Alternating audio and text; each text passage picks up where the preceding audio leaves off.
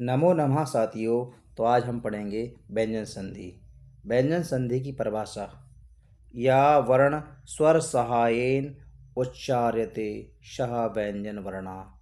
अर्थात जो वर्ण स्वर की सहायता से उच्चारित किए जाते हैं वह व्यंजन वर्ण है। स्वरम बिना व्यंजनोच्चारणम दुष्करम भवति। स्वर के बिना व्यंजन का उच्चारण करना कठिन होता है। द्वयो व्यंजन वर्णयो तथा व्यंजन स्वर मध्ये या संधि भवति सह व्यंजन संधि। दो व्यंजन वर्णों तथा व्यंजन स्वर के मध्य में जो संधि होती है वह व्यंजन संधि है। व्यंजन संधे अपि अनेके भेदा सन्ति। व्यंजन संधि के अनेक भेद हैं। नियम प्रथम। सचुत्व संधि स्तोचनास्तुच। यदि शकार रा वाला सा और तवर्ग त थ द ध ना के बाद शक्कर वाला सा यानी शकार यानी शक्कर वाला सा या चवर्ग च छ ज झ यहाँ आए तो संधि करते समय रा वाले सा को सीटी वाले या शक्कर वाले सा में परिवर्तित कर देते हैं तथा तवर्ग यानी त थ द ध ना को चवर्ग यानी च छ ज झ यहाँ में बदल देते हैं। यथा हर्ष धन सेते। यहाँ हर्ष पद का अंतिम अक्षर रा वाला सा दिया है और सेते का पूर्व अक्षर यहाँ शक्कर वाला सा है तो संधि करेंगे। इस रा वाले सा के स्थान पर शक्कर वाला सा कर देंगे। वो जो आगे जो सेते लिखा है इसे ज्यों का तो लिख देगी तो पद बनेगा हर्ष सेते। दूसरा उदाहरण है सत धन चरित्रम।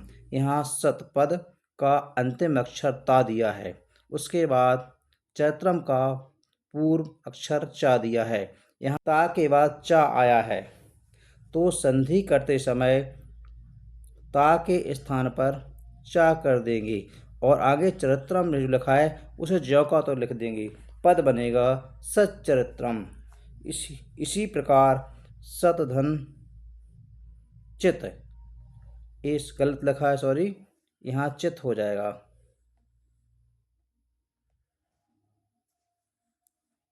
तो यहाँ तावर के बाद चा दिया है तो संधि करेंगे, ता को चा में बदल देंगे तो यहाँ सच्चित होगा तो पद बनेगा सच्चित।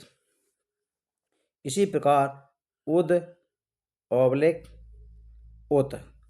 उद भी हो सकता है उत भी हो सकता है। तावर्ग का दा दिया है या ता दिया है तो उसके बाद जा दिया है यानी ये चावर्ग है तो तावर्ग के बाद चावर्ग आया है तो संधि करेंगे, तावर्ग को चावर्ग में परिवर्तित कर देंगे तो यहाँ पद बनेगा उज्ज्वल। इसी प्रकार रामस धन से थे सेते। रामस में सा दिया है और सीते में सा दिया है।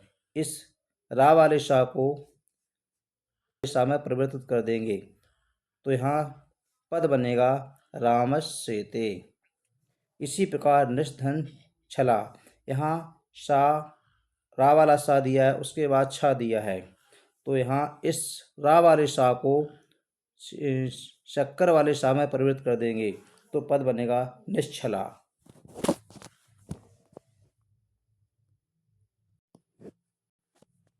इसी प्रकार सद अथवा शत धन जना।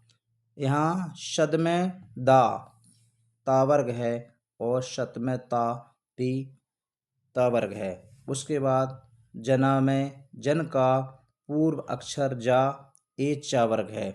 तावर्ग के बाद यहाँ चावर्ग आया है सो संधि करते समय तावर्ग के स्थान पर चावर्ग कर देंगे तो ता के स्थान पर जा हो गया तो पद बना सज्जना। इसी प्रकार उत्का ता चारणम का चा, तावर्ग के बाद यहाँ चावर्ग आया है तो संधि करते समय तावर्ग के स्थान पर चावर्ग कर दिया तो पद बन गया उच्चारणम। इसी प्रकार कस धन चित, यहाँ पद बनेगा कश्चित।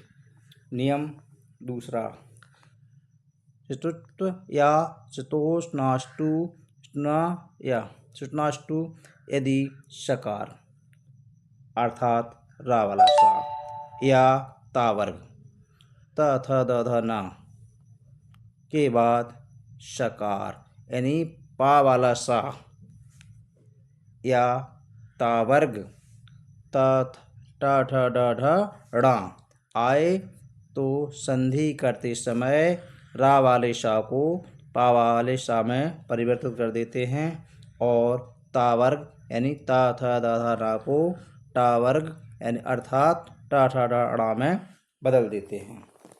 यथा तत् धन टीका, यहाँ तत् में ता वर्ग है और टीका का पूर्व अक्षर टा, यहाँ टा वर्ग है। यहाँ ता वर्ग के बाद टा वर्ग आया है तो संधि करते समय ता वर्ग को टा वर्ग में बदल देते हैं और जो टीका है ज्यों का त्यों कर देंगे, ता का टा कर देंगे तो पद बन जाएगा तटीका। इसी प्रकार पन धन डिता, पन का अंतिम अक्षर ना है और डिता में पूर्व अक्षर डा दिया है। यहाँ तावर्ग के बाद टावर्ग आया है तो तावर्ग को टावर्ग में बदल देंगे, पद बनेगा पंडिता। इसी प्रकार उत्धन डीना, तो तावर्ग को टावर्ग में बदल देंगे तो पद बनेगा उड्डीना। रामस धन टीकते, रामस का सा रा वाला सा है, उसके बाद यहाँ आया टीकते में यहाँ टा, तो इस सा की जगह रा वाले सा की जगह सा कर देंगे और आगे टीकते जौकता लिख देंगे तो पद बनेगा रामस टीकते। इसी प्रकार रामस धन षष्ठा, इस रामस का जो सा दिया है इसको पा वाले सा में बदल देंगे और आगे षष्ठा लिखा है इसे जौकता लिख देंगे तो पद बनेगा रामस षष्ठा। इसी प्रकार विष धन नु, विष धन नु, यहाँ पर पा वाला सा के बाद यहाँ तावर्ग है, इस सा को सा दिया है पा वाला तो उसको ज्यों का त्यों लिख देंगे तो पद बनेगा विष्णु।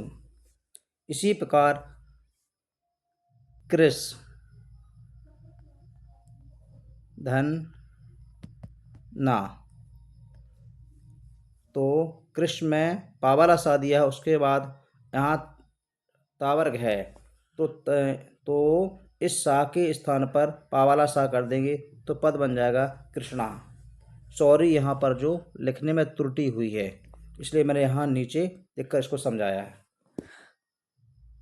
नियम तीसरा, तोरली अर्थात तावर्ग तथा के बाद ला आए तो संधि करते समय ता को ला में बदल देते हैं। यथा विच्छेद तत् धन लीना, यहाँ तत् का अंतिम अक्षर ता दिया है उसके बाद लीना का पूर्व अक्षर ला दिया है, ता के बाद यहाँ पर ला आया है तो संधि करेंगे, ता के स्थान पर ला कर देंगे।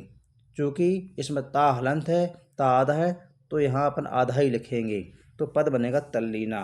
इसी प्रकार उत में ता है और यहाँ पर ला वर्ण आया है, ला अक्षर है, ता के बाद ला आया है तो ता को ला बदल देंगे, पद बनेगा उल्लेखा। इसी प्रकार उद्धन लासा बराबर बनेगा उल्लासा। इसी प्रकार पद धन लवा, तो दा को हमने ला में बदल दिया तो पद बनेगा पल्लवा। नोट, यदि ना के बाद ला आए तो संधि करते समय ना के स्थान पर अनुनासिक ला हो जाता है, अर्थात ला से परे वाला वर्ण अनुस्वार युक्त हो जाता है। यथा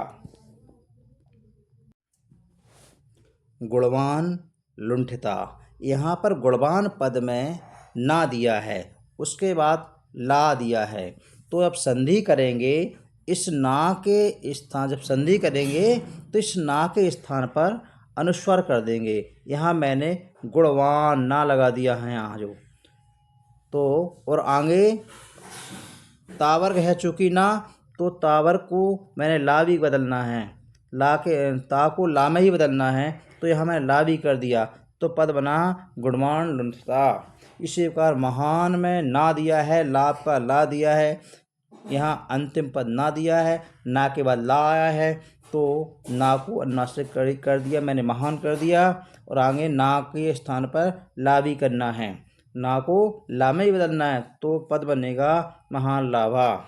इसी का धीमान लिखती, धीमान में ना दिया है और लिखती का पूर्व अक्षर ला दिया है, यहाँ ना के बाद ला आया है, तो ना को अनुनासिक कर दिया यहाँ पर, और ना को ला में ही बदलना है, तो पद बना धीमान लिखती। नियम चौथा, यदि किसी वर्ग अर्थात का वर्ग, चा वर्ग, ता वर्ग, टा वर्ग, पा वर्ग का प्रथम अक्षर के बाद कोई स्वर अथवा किसी वर्ग का तृतीय अर्थात तीसरा अक्षर आए, तो संधि करते समय वर्ग का प्रथम अक्षर के स्थान पर उसी वर्ग का तीसरा अक्षर कर देते हैं। यथा जगत धन ईसा, इस जगत पद का अंतिम अक्षर ता दिया है, उसके बाद ईसा में ई दिया, स्वर है, यहाँ वर्ग का पहला अक्षर ता दिया, उसके बाद स्वर आया है, तो ता को इसी का ता का तीसरा बनेगा दा, क्योंकि यहाँ ई है, बड़ी की मात्रा लगी है, तो दा पर बड़ी की मात्रा लगा दे, तो पद बन जाएगा जगदीशा। इसी प्रकार अच धन अंता, अच में अच का अंतिम अक्षर चा दिया है और अंत में आ दिया है, चा के बाद यहाँ आया है, तो चा को हम चा का तीसरा अक्षर जा कर देंगे, तो पद बन जाएगा अजंता। इसी प्रकार दिक में का है और गज का गा दिया है, यहाँ का के बाद वर्ग का पहला अक्षर है, उसी वर्ग का यहाँ तीसरा अक्षर दिया है, भले ही उसी का आगे तीसरा दिया हो, तो भी हमें जो पूर्व पद में अंतिम अक्षर है इसी का तीसरा करना है, तो का तीसरा गा होगा, तो पद बनेगा दिग्गजा। इसी प्रकार वाक का दिया है, ईसा का पूर्व अक्षर ई दिया है, कावर के बाद कावर का यहाँ प्रथम अक्षर है का, उसका स्वर ई है, तो का तीसरा अक्षर गा बनेगा, तो ई है, ई की मात्रा यहाँ लगा देगा पर, तो पद बन जाएगा वागीसा। इसी प्रकार शत धन आचारा, शत का अंतिम अक्षर ता दिया है, तावर का प्रथम अक्षर है, और आचारा का प्रथम अक्षर आ दिया है, तो ता को दा में बदल देंगे और आगे जो आ है आ का दीर्घ कर देंगे, तो पद बन जाएगा सदाचारा। इसी प्रकार दिक धन अंबरा, का तीसरा गा बनेगा, तो पद बन जाए दिगंबरा। इस प्रकार यह व्यंजन संधि पूर्ण हुई, और जो शेष इसका भाग रह गया व्यंजन संधि का अगले वीडियो में आपको प्राप्त होगा। धन्यवाद।